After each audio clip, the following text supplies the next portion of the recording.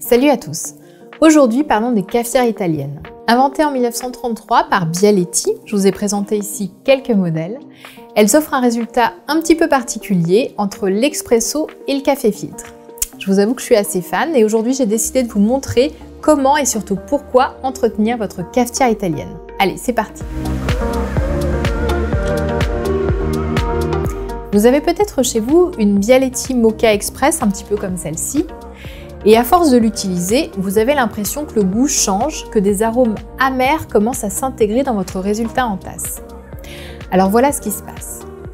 À force d'être utilisé, si vous ne faites que rincer votre cafetière italienne, les huiles de café, les huiles aromatiques, vont se déposer tout le long de la paroi et rester intégrées. Ces huiles, à la longue, ont tendance à rancir. Alors comment la nettoyer? La cafetière Moka se compose de 3 parties.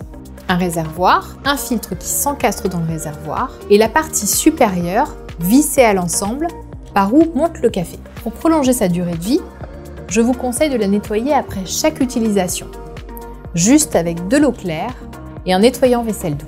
Je vous conseille de la nettoyer à la main pour les versions en aluminium. Par contre, pour certains modèles en acier inoxydable, vous pouvez les mettre au lave-vaisselle. Enfin, si votre cafetière italienne est très ancienne et très encrassée, je vous propose 2 solutions pour la nettoyer en profondeur.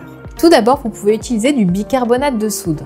C'est probablement la solution la plus économique et écologique si vous voulez retirer les taches, les odeurs et les traces de calcaire qui pourraient se trouver au fond de votre cafetière italienne. Versez 1 à 2 cuillères à soupe de bicarbonate de soude dans votre cafetière italienne, ajoutez de l'eau bouillante, laissez agir environ 1 heure, frottez à l'aide d'une brosse ou d'une éponge, rincez à l'eau tiède plusieurs fois et laissez sécher. Autre solution, vous pouvez utiliser un détergent dédié aux machines à café du type Poulicaf qui sera parfait pour votre cafetière en inox. Ce produit, utilisé par les professionnels, offre un excellent résultat sur les huiles de café incrustées. Alors, comment faire? Tout d'abord, démontez votre cafetière en mettant le joint en caoutchouc de côté. Ensuite, mettez-la dans une bassine. Enfin, rajoutez de l'eau très chaude et un sachet détergent.